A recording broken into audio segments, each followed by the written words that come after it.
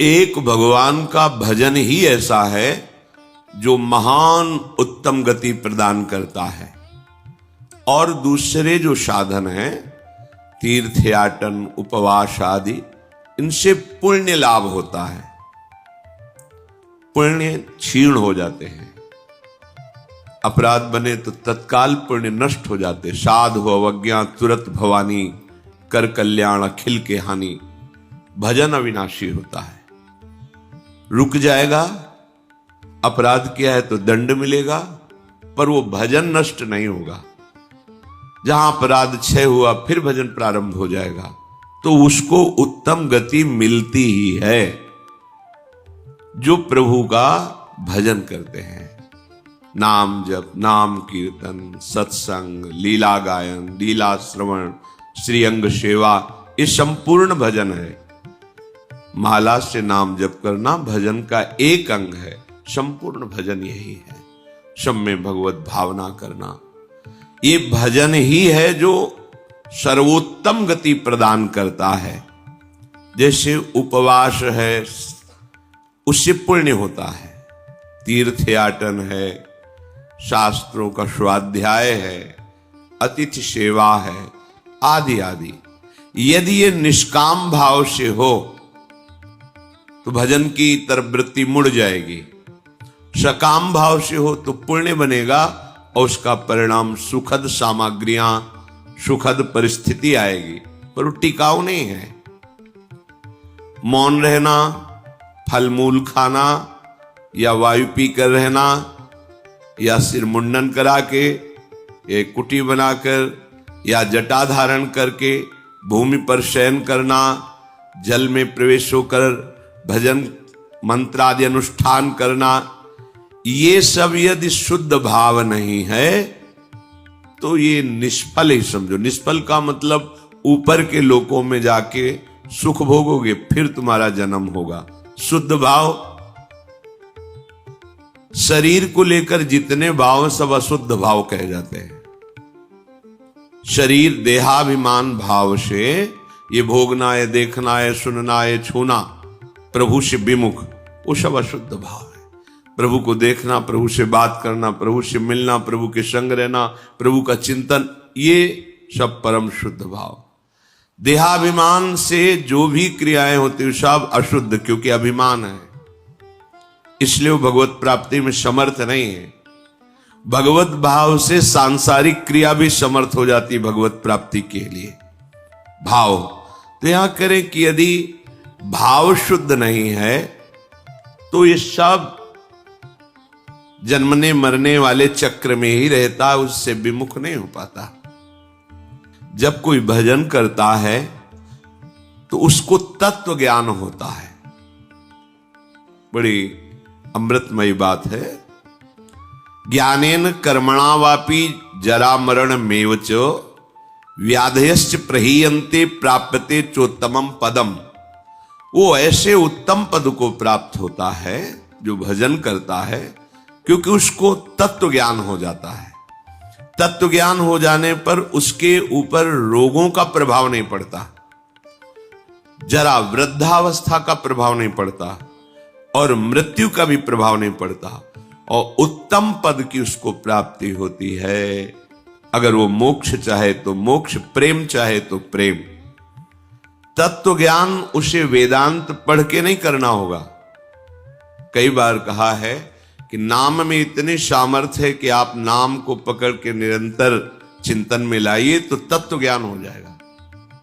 अपने स्वरूप का बोध, संपूर्ण संसार में क्या व्याप्त है, कौन सा व्यक्त तत्व है, वो आपको बोध हो जाएगा भजन बल से।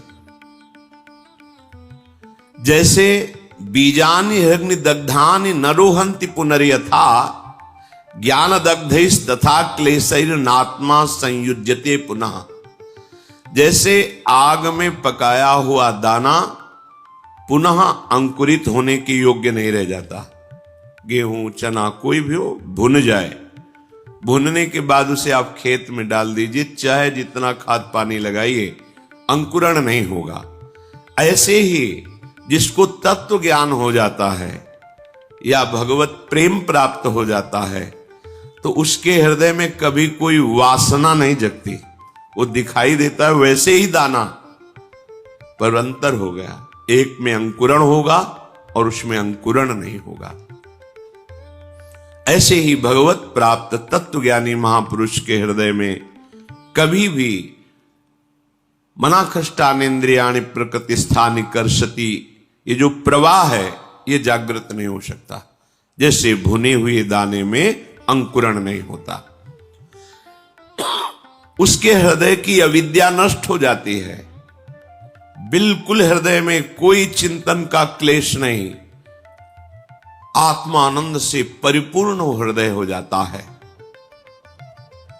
आत्मानं विन्दते येन सर्वभूत गुहाशयम, सबके हृदय में वही एक आत्म तत्व जो यहां है, वो सबके हृदय में ऐसा अनुभव हो जाता है। एको ब्रह्म द्वितीयो नास्ति, दूसरा कोई नहीं, दूसरो न कोई। अब कितना परमानंद होगा जहां अन्य चिंतन नहीं है।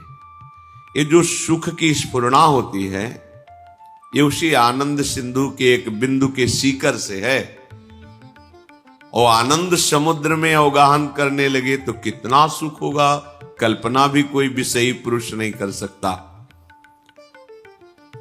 यदि भजन किया जाए, हृदय पवित्र हो जाए, तो श्लोकेन या वार्धनेन क्षीणम तस्य प्रयोजनम, आधे श्लोक में तत्व ज्ञान प्राप्त हो जाए। मार्कंडेय जी कह रहे हैं, सब भूतों के हृदय में विराजमान जो भगवत तत्व है, वही मेरे हृदय में भी विराजमान है। इसका ज्ञान आधे श्लोक में हो जाए यदि हृदय पवित्र हो। पवित्र हृदय भगवत भाव, अपवित्र हृदय देह भाव, भोग भाव, जागतिक भाव। उसको संपूर्ण शास्त्रों के अध्ययन करने का कोई प्रयोजन नहीं। यहां क्या लक्ष्य करा रहे हैं? हमें अधिक से अधिक समय भजन में देना है। खूब नाम जब चल रहा है अंदर से, बस यही कमी होती है। हम बाहर की क्रियाएं तो सांगोपांग कर सकते हैं, पर निरंतर तैल धारावत भगवत चिंतन बड़ी बाधा पहुंचाती है माया।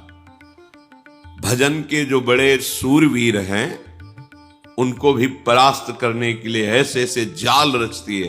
क्या परास्त? उनका भगवत चिंतन छूटे और मेरे द्वारा किया हुआ विघ्न उसका चिंतन करे। पर वो भगवान के निज जन होते हैं, एक क्षण में उसके जाल को काट के अपने चिंतन में होते हैं। नहीं तो बह जाता है मनुष्य।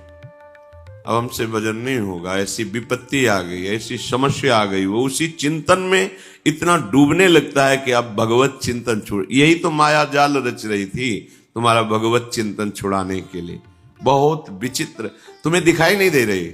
यहाँ एक एक कदम ऐसे दिखाई देता, ये काम, ये क्रोध, ये लोभ, ये मोह, ये मद, जैसे आप व्यक्ति रूप में दिखाई देते, ऐसे अनुभव होते। ये इसका जाल गिरा, अब ये गिरा, इसको कैसे बचाएं, पूरा विचार करके फिर देखते हैं कि अब तो हाथ से छूट गया, अब गया। अब बचा देख सकते हो, बचा नहीं सकते। बचा तभी सकते हो जब वो बचना चाहे। और वो जाल ऐसे रचती है कि एक क्षण में इष्ट गुरु धाम सबको तिलांजलि दे के हाथ मिला लिया माया से। और यही ऐसे जाल रचती है कि लगता है परम सुख और परम हितैषी यही है हमारा। धोखा हो गया, अब वो निकल गया। तत्व ज्ञान प्राप्त करने के लिए कोई प्रयास की जरूरत नहीं, भजन करो, भजन करो। भगवान शंकराचार्य जी तत्व ज्ञान प्रदान करने के लिए ही आचार्य रूप में प्रकट हुए। वो कह रहे हैं कि तत्व ज्ञान में सबसे श्रेष्ठ है भक्तिरीव गरीयसी, भक्ति। अगर भगवान की भक्ति की जाए तो बहुत जल्दी तत्व ज्ञान प्राप्त हो जाए। भगवान शंकराचार्य जी भी निरंतर भजन। मैं कौन हूं, संसार का क्या स्वरूप है, भगवान का क्या स्वरूप है, सब आपको बोध हो जाएगा। नौ योगेश्वर इस सिद्ध महापुरुष आकाश मार्ग से चलते रहते हैं, अब भी हैं। ये विरक्त महापुरुष प्रायः जो सच्चे मार्ग के पथिक होते हैं, उनके दर्शन पथ पे आते हैं, उपदेश देते हैं। इन्होंने कहा है कि एक एक कवल अन्न पाने जिससे क्षुधा निवृत्ति, तुष्टि पुष्टि होती है, ऐसे ही एक एक क्षण भजन करने से आपके हृदय में अपने स्वरूप का ज्ञान, प्रभु के चरणों में प्रेम और संसार का ज्ञान, पूरा कुछ पढ़ना लिखना नहीं पड़ेगा। आप भजन कर रहे, सत्संग सुन रहे, भजन करते रहिए, अपने आप ज्ञान स्फुरित होता चला जाएगा। पर सबसे कठिन इस संसार में है भजन करना। कोई माने या ना माने, कुछ कठिन नहीं, सबसे कठिन है भजन करना, क्योंकि ये अंदर की बात है। बहुत शांति से भजन में लगे हो, ऐसा माया जाल रच दिया कि अब लगा अरे क्या होगा, अब क्या होगा, छूटा भजन, छूटा, वो रचे ही है, अब क्या होगा, किसकी सलाह ले, किससे मिले, ऐसे ऐसी विपत्ति, ऐसा संकट, ऐसा जाल कि लगता है अब क्या हो, अब वो राजी हो रही, छूटा भजन, छूटा। और जो चतुर है, राधा राधा राधा राधा, मर जाऊंगा पर छोड़ूंगा नहीं, नष्ट हो जाऊंगा पर नाम नहीं छोड़ूंगा, सब अपमानित करें नाम नहीं छोड़ूंगा। अगर चूक हो गई, अब मैं वो क्या करूं जिससे मेरी प्रशंसा बच जाए, मेरा सम्मान बच जाए, मेरा परिवार बच जाए, मेरे पास पुनः सब सुख सामग्री आ जाए, भजन छूटा। ये बड़ी सूक्ष्म इसकी चाल है। तो आत्मानम विंदते येन सर्वभूत गुहाशयम, सबके हृदय रूपी गुफा में हमारा आराध्य देव शयन कर रहा है। भजन करने वालों को ऐसा अनुभव हो जाता है। द्व्याक्षरादाभि संधाय केचिच्छ लोक पदांकितै, बहुत महिमामयी बात करें।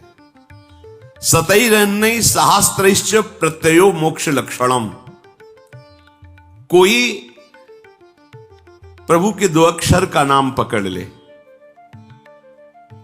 राम, कृष्ण, विष्णु, शिव, इसमें जैसा लिखा, राधा 2 अक्षरा, पराविद्या 2 अक्षरा, और निरंतर उसे रटे, मार्कंडेय जी कह रहे हैं, तो परमात्म तत्व का प्रेम और ज्ञान उसके हृदय में प्रकाशित हो जाएगा। सबसे उत्तम बात है नाम जप। जैसे प्रायः लोग जब सुनते हैं कि कोई संत हैं, उनके पास जाओ तो कामना की पूर्ति होती है। कई बार हम आप लोगों को बिल्कुल साफ करके बताते हैं, भगवान प्रणत कामदम है। प्रणत कामदम पद्मजार्चितम धरणि मंडलम ध्येयमापदी, जिन चरणों का ध्यान मात्र करने से समस्त कामनाओं की पूर्ति होती है, उन प्रभु के धाम में आप आए। प्रभु के जनों के प्रति आपकी भगवत भाव श्रद्धा हुई, प्रभु का नाम यश सुना, इससे आपका काम बनता है। आप समझो, संतों के पास जो है मूलधन वो नाम है, भगवान की महिमा है। वो जब आप सुनते हैं, नाम जब करते हैं, उनके प्रति भाव रखते हैं, आपका मंगल होना प्रारंभ हो जाता है। यदि आप नाम नहीं जप कर रहे, सतमार्ग में नहीं चल रहे, तो आप लिख लेना, कहीं भी जाओ आपके हाथ में आखिरी में पराजय ही लिखी रहेगी, आपको परास्त होना पड़ेगा। अगर नाम है तो फिर कहीं जाओ या ना जाओ, विजय तुम्हारे हाथ में है, बस धैर्य पूर्वक। कल किसी ने कहा कि नाम जब तो कर रहा हूं पर इतनी विपत्ति आ गई कि अश्रद्धा हो गई नाम में, कि नाम जब कुछ नहीं कर पा रहा। हम उनकी बात करते हैं जिनके रोम रोम से नाम चलता है, उनको भी शारीरिक विपत्तियां आई है। ऐसे चरण रख देते थे तो वो भूमि बोलती थी विट्ठल विट्ठल विट्ठल, भूमि। उनके ऊपर खौलता हुआ गर्म पानी फफोला ही फफोला शरीर पड़ गया। हा विट्ठल जल रहा हूं, ऐसा बोले से तुकाराम जी। तुम कितना जप करते होगे? क्या भगवान निर्दयी है? क्या वो क्षमा नहीं कर सकते थे? विधान है। प्रहलाद जी के रोम रोम से हरि हरि, कितना ये बातें नहीं देखनी। नाशवान शरीर है, यहां सब परिवर्तनशील है। ये 2 अक्षर इसलिए पकड़े गए हैं कि अब हमें मां के गर्भ में न जाना पड़े और सब विपत्ति सहने की सामर्थ्य मिले और अंत समय तक मुझे अपने प्यारे से मिलन हो जाए, प्रभु से मिलन हो जाए। ये बीच में जो आपको मिलता है ये एक मिलना नहीं है, बिछुड़ना ही है। प्रतिपल हर वस्तु नष्ट हो रही, ध्यान से देख लो, रखी रहने दो उसे। आप देखो तुम्हारे योग्य नहीं रह जाएगी, या प्रयोग कर लो तो 6 घंटे में देखने योग्य नहीं रह जाएगी, विष्ठा बन जाएगी। 5 मिनट बाद बमन कर दो, घृणा पैदा हो जाएगी। सब नाशवान परिवर्तनशील है। इसको ऐसा ना सोचो कि नाम जप कर रहे हैं तो हमारा काम नहीं बना, विपत्ति हो गई तो अश्रद्धा कर। सिद्धांत को समझो, हजारों बार कहा है, जब आप नाम जब शुरू करोगे तो पहले वो मल का नाश करता है, अनर्थ निवृत्ति करता है, जो आगे आपको भयानक जन्म मरण रूपी कष्ट, भयानक विपत्तियां देने वाला है, पहले उसको भस्म करेगा। अब ये शरीर तो बन गया है प्रारब्ध से, इसको तो समय समय पर जो दुख सुख का विधान है वो आएगा, नाम जब उसको सहने की सामर्थ्य देगा। अश्रद्धा की जरूरत क्या है? अश्रद्धा किए तो पूर्व संस्कार आपके आगे तक आपको सताते रहेंगे। मान लीजिए ये वो औषधि जो जड़ मूल से रोग का नाश करती है। नाम लेत भव सिंधु सुखाही, करहु विचार सुजन मन माही। सूख जाएगा, तैरने की नाव की भी जरूरत नहीं। नाम लेत भव सिंधु सुखाही, सब नष्ट हो जाएगा आपका दुख संकट। सत्य वस्तु को कोई स्वीकार करना नहीं चाहता। नाटक को सत्य मान करके, ये संसार एक माया का नाटक है, वो इसे सत्य मान करके इसे भोगना चाहता है, इसका स्वामी बनना चाहता है, मायापति बनना चाहता है। सत्य बात स्वीकार कर ले तो आनंद मगन हो जाए, पर सत्य कड़ुआ लगता है। लगता है ये ठीक है, प्रवचन करो, सुन लिया, पर हमें चाहिए ये। तो जो चाहिए वो कितने दिन के लिए, कितने मिनट के लिए, पर वर्तमान का सुख भोगी मन इतना निश्चय कर लेता है कि ये चाहिए, और अपना जीवन पूरा का पूरा जीवन चाहिए में। और जो चतुर होता है वो जाहे न चाहिए कबहू कर, नहीं, तो वो जो चाहिए मांग रहे हैं वो उसके पीछे लुटता घूमता है, और उसके सामने सच्चिदानंद भगवान होते हैं। और जिसको चाहिए उसके सामने माया होती, कुछ पकड़ में ही नहीं आता, पूरा जीवन निकल जाता है, कुछ हाथ में नहीं। अब जा रहे हो अपने देश, क्या है तुम्हारे पास? कुछ नहीं, यही चिंतन है। ये चिंतन तो आगे का जन्म निर्णय कर देगा। हाँ, राधा राधा कहा है, अब ये जमा है। यहां कह रहे द्वेक्षरादविसंधाय, कैसा? टूटने न पावे तार, संधि बनी रहे, राधा राधा राधा राधा राधा। तो क्या बोले? ये 2 अक्षर ही तुम्हें परमात्म तत्व का ज्ञान और प्रेम प्रदान कर देंगे, बहुत पढ़ने की जरूरत नहीं है। सैकड़ों शास्त्र हैं, सैकड़ों शास्त्रों के वाक्य हैं, क्या क्या पकड़ोगे? जीवन बहुत थोड़ा है, क्या करें? बस नाम पकड़ लो। एक बार ऐसा मान करके, लाभ मिले ना मिले, हानि हो, नरक मिले, दुख मिले, सुख मिले, एक बार संतों की बात मान लेते हैं भाई। बहुत माना है सबकी बात, एक बार मान लेते हैं। अब जब तक श्वास रहेगी नाम जपेंगे, निहाल हो जाओगे, देख लेना। पर ये ऐसा नहीं कि कुछ दिन ऐसे थोड़ा जपे और देखें कि लाभ हुआ कि नहीं। तो लाभ तो हुआ है, पर तुम देखने लायक नहीं हो उस लाभ को। तुम्हारे अंदर दिव्य दृष्टि थोड़ी जागृत हो गई कि हमारे पूर्व संस्कार इतने जमा थे, नाम ने भस्म कर दिया। अब वो देखो तो नाच पड़ो, पर वो तो दिखाई नहीं देता। वर्तमान की विपत्ति दिखाई देती है, जो शरीर रचने के समय निर्धारित कर दी गई थी कि इस तिथि को इस समय से ये तुम्हें दंड मिलेगा। अब नाम पहले पीछे का तुम्हारा भस्म कर रहा है। अब अज्ञानी जीव सोच रहा है हम पीछे थे भी कि नहीं थे, हम तो अभी देख रहे हैं। तुम्हारे देखने से नहीं है, तुम्हारे अनंत जन्मों का हिसाब जमा हुआ। तुम अविनाशी जीव हो, बार बार शरीर पकड़ते हो और छोड़ते हो, उसके बीच में जो कर्म होता है तुम्हें उसको भोगना पड़ता है। ये भागवतिक सिद्धांत तुम्हारे ना कहने से थोड़ी हो जाएगा।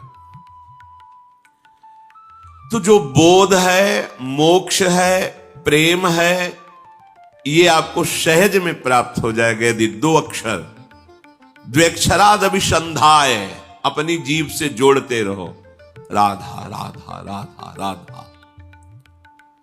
नायम लोकोस्ति न परो न सुखम संशयात्मनः। बहुत ध्यान देकर सुनिए। नायम लोकोस्ति न परो न सुखम संशयात्मनः। ऊचुर ज्ञान विदो वृद्ध्या प्रत्ययो मोक्ष लक्षणम। जिसके मन में इस बात पर विश्वास न हो, संशय भरा रहे, तो वो सुन ले, ना उसे इस लोक में ना परलोक में उसे सुख की प्राप्ति नहीं हो सकती। हित ध्रुव जो विश्वास है तब ही सुधरे बात, ना तरु माया पंथ में फिरे जो टक्कर खात। ए नाम पकड़ लो, मान जाओ हृदय की बात कहते, ऐसा बचाता है, पूरे जीवन देखा है। अगर वो न हो तो माया ऐसे जाल रचती है कि लगता है अब क्या, तब लगता है नहीं, ये चकाचौंध माया की नाम नाम, वो एक इतना मजबूत पकड़ है, वो फिर माया हिला नहीं पाती, वो पकड़ पार हो जाता है। ऐसे ऐसे मगरमच्छ हैं इस माया में कि लील जाए पता भी न चले कि वो था भी कि नहीं था। बिल्कुल मान लीजिए, नायम लोकोस्ति न परो न सुखम संशयात्मना। इस लोक में परलोक में कहीं भी सुख नहीं मिलता जो संशयात्मा, और भगवान ने भी कहा संशयात्मा विनश्यति। जो संशयात्मा है उसका नाश हो जाता है। नाश का मतलब पतन हो जाता है। ज्ञान मोक्ष तो बहुत दूरी की बात है, उसे शांति सुख भी प्राप्त नहीं होता। इसलिए जो ज्ञान वृद्ध पुरुष हैं उनके कथन पर ध्यान दे। मार्कंडे जी कह रहे हैं, वयोवृद्ध नहीं कह रहे, जो ज्ञान वृद्ध हैं उनके कथन पर ध्यान दे, उनके वचनों पर ध्यान दे। उनके वचनों से तुम्हें शास्त्रों का वास्तविक प्रयोजन क्या है ये पता चल जाएगा कि हमारे जीवन का प्रयोजन क्या है। हम जिए चले जा रहे हैं, कर्म करते चले जा रहे हैं, भोगते चले जा रहे हैं, मेरा लक्ष्य क्या है, मेरा विश्राम स्थल क्या है। तब आपको समझ में आएगा विश्राम स्थल भगवत प्राप्ति है। इंद्रियाणाम प्रसादेन तदेतत् परिवर्जयेत् तस्मादनशनम दिव्यम निरुद्धेन्द्रिय गोचरम। अतः मेरी बात ध्यान से सुनो, सबको चाहिए कि इंद्रियों को पवित्र कर लो। तो इंद्रियों के पवित्र तीर्थ स्नान से नहीं होंगे। कैसे होंगे? निषिद्ध विषय भोगों का त्याग करने से इंद्रियां और मन पवित्र हो जाता है।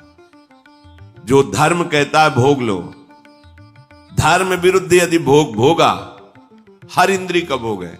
जैसे खान पान के लिए सात्विक भोजन, अच्छे से 56 भोग बनते हैं अपने, 56 भोग प्रभु को जब भोग लगते हैं। देखो बिहारी जो राधा 56 भोग बनते, कितने सुंदर सुंदर स्वादिष्ट पदार्थ। अब निषिद्ध भोग, प्याज लहसुन मांस मछली, ये सब गंदी चीजें जो तमोगुण पैदा करके राक्षसी वृत्ति का निमंत्रण दे दे। एक एक इंद्री का विषय हो। जनेन्द्री गृहस्थ हो, धर्मयुक्त है, आपने पाणिक ग्रहण संस्कार किया है, आप तो आपकी जनेन्द्री भोग भोगते हुए भी पवित्र है। नेत्रेंद्री, अपनी बहन को कैसे देखते हो, अपनी मां को कैसे देखते हो, अपनी बेटी को कैसे देखते हो, ऐसे दूसरे की बहन दूसरे की बेटियों में जिससे पाणिक ग्रहण किया है वो पत्नी है। इसके अलावा शास्त्र का आदेश है, नेत्रेंद्री पवित्र तभी होगी जब आपका दर्शन सही होगा, तभी तो ये भगवत दर्शन करने के अधिकारी बनेंगे। चाहे लाख समझाओ पर ये मनमुखी चाल चलने वाले मानते नहीं हैं। सर्वांतर्यामी हृदय में बैठा है, तुम लुक छुप करके गलत दर्शन कर रहे हो तो तुम भगवत दर्शन के कैसे अधिकारी हो सकते हो? इंद्रियां कब पवित्र होती हैं? जब निषिद्ध भोगों का त्याग कर दिया जाता है। ये तीर्थ स्नान दान से पवित्र नहीं होती। शास्त्र सम्मत भोगों को भोगिए, निषिद्ध भोगों का त्याग कीजिए, तो मन सहित पांचों ज्ञान इंद्रियां पवित्र हो जाएंगी। शास्त्र सम्मत कर्म कीजिए तो पांचों कर्मेंद्रियां पवित्र हो जाएंगी।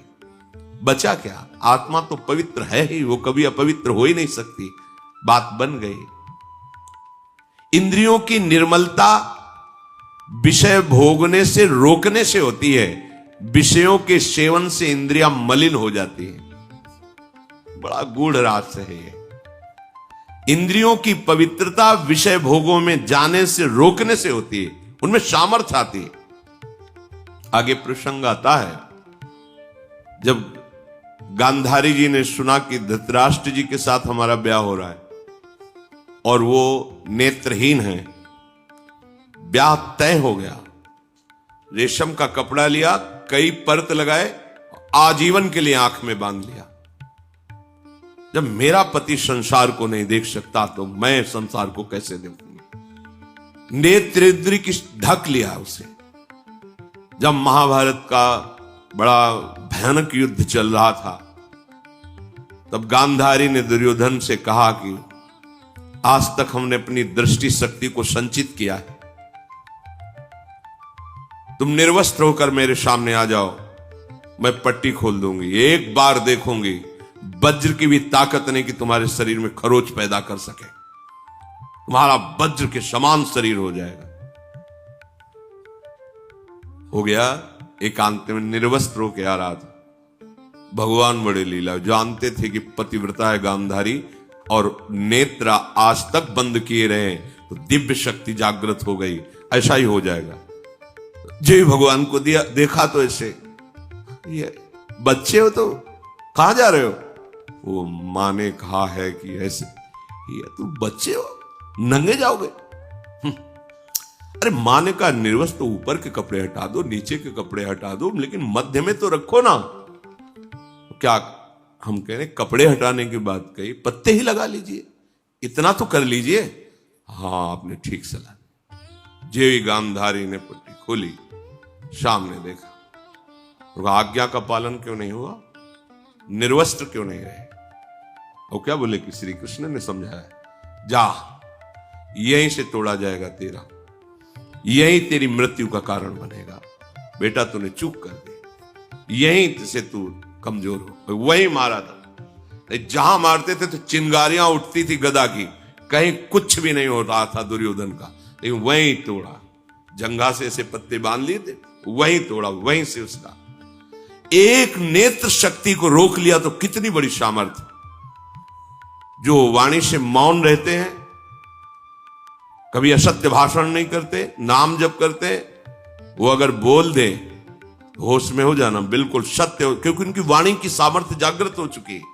हर इंद्री को जब भोगों से रोक दिया जाता है तो उसके अंदर अपार सामर्थ्य आ जाती है। पर यह बात सहज नहीं है। हम जो सोचते हैं वो क्यों नहीं होता, हम जो करते हैं वो क्यों नहीं सफल होता? क्योंकि पावर ही नहीं है। जब जो मनाया खा लिया, जो जब मनाया कर लिया, जब जो मनाया देख लिया, तो तुम्हारे अंदर आध्यात्मिक शक्ति नहीं। सब कार्य आध्यात्मिक शक्ति से होते हैं। थोड़ा तो समझिए, थोड़ा तो अपनी इंद्रियों पर शासन कीजिए। इंद्रियों में सामर्थ्य और निर्मलता आती निरोध, निरोध माने रोकने से। विषयों का जितना शास्त्र आदेश करता है उतना स्वीकार, शेष विरोध, वो आगे भजन कर सकता है। जो ये लोग कहते भजन नहीं बनता, तो मनमानी आचरण बनते हैं ना, इसीलिए भजन नहीं बनता। शास्त्र क्या आज्ञा कर रहा है? तपसा स्वर्ग गमनम भोगो दानेन जायते, ज्ञानेन मोक्षो विज्ञेयस तीर्थ स्नान दघक्षया। तीर्थ स्नान से पाप नष्ट होते हैं, तपस्या से स्वर्गलोक की प्राप्ति होती है, दान से अधिक भोगों की प्राप्ति होती है। आप जो दान कर रहे हो कई गुना बढ़कर आपको मिलेगा अगर सत्पात्र को हुआ है। पर यदि भगवत तत्व का ज्ञान हो गया है तो आवागमन मिट जाता है, सारे कष्ट मिट जाते। वो केवल भगवत तत्व के ज्ञान से ही होगा, वो तुम्हारे दान पुण्य से नहीं। वो सत्संग के द्वारा प्राप्त विवेक से भजन करते हुए जो भगवत तत्व का बोध होता है वो आवागमन चक्र को मिटा देता है। इस जन्म में मनुष्य जिन जिन पदार्थों का उत्तम पात्र को दान करता है, भावी जन्म में उसे वो पदार्थ बहुत मात्रा में प्राप्त होते हैं। श्री मार्कंडेय जी ने कहा, विज्ञानार्थम मनुष्याणाम मनः पूर्वम प्रवर्तते, तत्प्राप्य कामम भजते क्रोधम च द्विजशत्रम। इंद्रियों द्वारा जिस विषय का ज्ञान होता है, ये बहुत सुंदर पदार्थ, खा लिया जाए, ये बहुत सुंदर भोग है, भोग लिया, पहले इंद्रियां ज्ञान देती है, ये बहुत सुंदर, बहुत अच्छा है। अगर आप उस समय उनका विरोध नहीं कर रहे हैं तो फंसा लिए। चतुर उपासक को जब वो आपके सामने भोगाकर्षण प्रकट कर रहे, उसी समय विवेक के द्वारा, बहुतों ने इसको भोगा, सुखी हो जाते हैं ना, बहुत जन्म में तुमने भी भोगा, सुखी हो जाते हैं ना, नहीं है ना, हम धर्म विरुद्ध आचरण नहीं कर सकते, अभी तक किया अब नहीं करें, ये शुरू कर दिया विरोध, अब वो जलाएगी। प्रमथन स्वभाव वाला मन, प्रमथन स्वभाव वाली इंद्रियां जलाएगी, उसको तुम सह जाओ, बस सहन नहीं कर पाते। हम बहुत कुछ सहन कर सकते हैं। देखो, अगर आपको जरा सा भी ऐसे अंगूठा दबाया जाए तो आपको कष्ट, आप कहोगे मैं नहीं सह, लेकिन हाथ टूट जाता है, सहते हो ना, पैर टूट जाता है, सहते हो, जीवित रहते हो ना, भारी से भारी ऑपरेशन, बड़े से बड़ा हो, आप सह जाते हो ना, क्योंकि आपके केवल सहने की स्वीकृति की जरूरत है। अपने स्वरूप को न कभी कष्ट हुआ न कभी होगा। देह में जितना भी कष्ट आता है वो आपकी स्वीकृति के कारण आपको भासता है। आप जितना देह को मैं माने हुए उतना ही कष्ट होता है। तो अंतःकरण में जो ये इंद्रियां जलन कर, ये तो आप सहज में सह सकते हो, आप बड़े वीर हो, बड़े बड़े कष्टों को सहते हो। देखो कितना कष्ट होता है मां को जब वो 9 महीने गर्भ को धारण करती है, प्रसव में कितना कष्ट होता है, पर उस सब सह करके अब अपने जरा विचार करो, अगर थोड़ा ज्यादा हो जाए, गैस बन जाए पेट में तो कैसा लगता है। वो हमें पूरा 9 महीने धारण किए रहे, सब कष्ट सह सकते हो आप भगवान के अंश हो। ये जो आप डर जाते हो ना कि मन की बात अगर नहीं पूरी करेंगे तो ये बराबर जलाता रहेगा, नहीं जलाता नहीं रहेगा, वो जल के शुद्ध हो जाएगा। अगर मैंने अपने मन और इंद्रियों की बात नहीं की तो मैं जी नहीं पाऊंगा, ये केवल डरा रहा है, तुम जी नहीं अमर हो जाओगे। अगर ये बात तुम स्वीकार कर लो कि तेरे प्रेरित किए हुए गलत मार्ग में मैं नहीं चलूंगा। इंद्रियों द्वारा किसी विषय का ज्ञान जब आपको कराया जा रहा है, बहुत ध्यान से साधक उपासक जन सुने, तो वो सबसे पहले मन को घसीटती है इंद्रियां, अपने में मिलाती है, क्योंकि ये इंद्रियों का नेता है। अगर ये ना कर दे तो कोई भी इंद्रिय अपना कार्य नहीं कर सकती। जैसे मन किसी विषय में गाढ़ मनन कर रहा है, कई बार हमने देखा है, आप क्या बोल रहे हो, बात हो गई, सब हो गई, बाद में आपने पूछा कि आपने तो हाँ कह दिया था, नहीं हमें पता नहीं कि हमने हाँ कहा। और देखो, जब तुम्हें हाँ करवाना हो तो 3-4 बार हमसे बोलो कि आप सुन रहे हो ना, सुन रहे हो ना, और जब फिर हम हाँ कहें तब हाँ मानना, पहली बात में हाँ मत मान लेना, क्योंकि अब हाँ ठीक है ऐसा क्या। तो देखा गया कि अगर मन कहीं लगा हुआ है तो इंद्रियां भी नहीं पकड़ पाती कि आप क्या बोल रहे हैं, कौन आया, कैसे है, वो हो रहा है सब, पर पकड़ में नहीं आएगा, वो स्मृति में नहीं आएगा। अगर मन अपने साथ हो जाए तो इंद्रियां कुछ नहीं बिगाड़ सकती। पर क्या होता है, विषय का ज्ञान कराने वाली इंद्रियां सबसे पहले मन को अपने में घसीटती। जहां अपने मन में इंद्रियों की प्रीता विषय भोगों में, और वो तीनों एक हुए, और अगर बुद्धि में विवेक नहीं है तो मन तत्काल बुद्धि को अपने अधीन कर लेता। इस कहने में बहुत देर लग गई, अधीन करने में नहीं लगता। और जहां बुद्धि अधीन हुई तो उस विषय में राग या द्वेष हो जाएगा। प्रतिकूल है तो द्वेष हो जाएगा, अनुकूल है तो राग हो जाएगा। दोनों में जलन होती है। राग में जो हर्ष होता है वो शोक में परिणित हो जाएगा। अगर राग का हर्ष स्वीकार न हो तो शोक छू नहीं सकता। यह अध्यात्म है। जब किसी विषय में राग हो जाता है तो मन तत्काल संकल्प बना लेता है, राग में भी और द्वेष में भी। ठीक है, भोगोगे अब तुम। द्वेष है तो विरुद्ध भाव का संकल्प प्रतिकूल, राग है तो अनुकूल भाव का संकल्प। अब तुम्हारी अनुमति की जरूरत नहीं हुई, समझ लो।